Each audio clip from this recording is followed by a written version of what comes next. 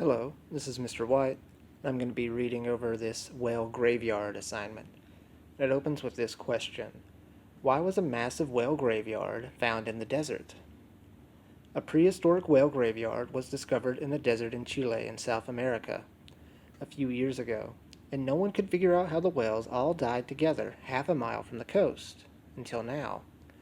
Watch the video and let Anthony tell you how something as small as algae might have killed dozens of whales at once. So after you put in your first, last name, your period, then you'll watch the attached video. All the answers should come from this video. Some of it goes by pretty quick, so you might have to rewind and rewatch certain bits, but it's all in there.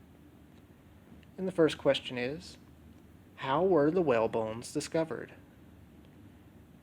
Hikers found some bones sticking out of the ground in 2010. Construction workers were widening the highway in 2010. Villagers were digging graves in 2010 to bury earthquake victims. Skeletons and bones were spotted in satellite photos from space in 2010. Then number 2 asks, how many whale skeletons have they found? Have they found 8, 20, 75, or 240?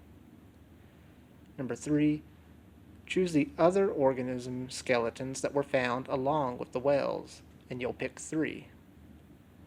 Were there extinct squirrels, extinct seabirds, extinct dolphins, or extinct aquatic sloths? Number 4, it's the same question. Okay. Number 5, about how old is this site? Or rather, how long ago did these organisms die? Is it about 2,000 to 7,000 years ago? 1 to 2 million years? 2 to 7 million years? 20 to 70 million years? Number 6.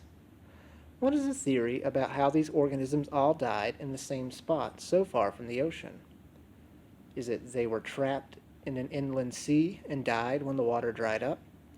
They were killed by toxic water, specifically in this area.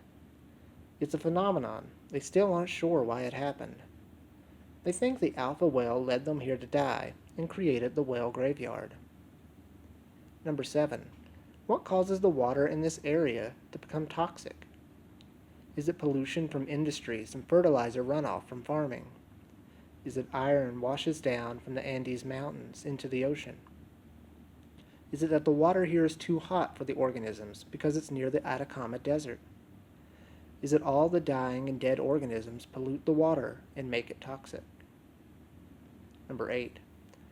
Algae love iron and thrive off of it, and start multiplying into algae bloom.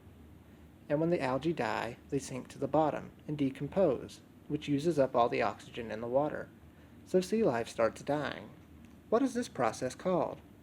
Is this putrefaction, elevation, eutrophication, or condensation? Number 9. How does Anthony explain why these fossils are found about half a mile inland from the ocean? Does he say that millions of years ago, the wind blew the dead carcasses into the desert? Does he say that millions of years ago, this area used to be the seashore? Does he say that earthquakes have caused shifting and drifting of the land? Or that millions of years ago, there were forceful hurricanes and tidal waves? And number 10.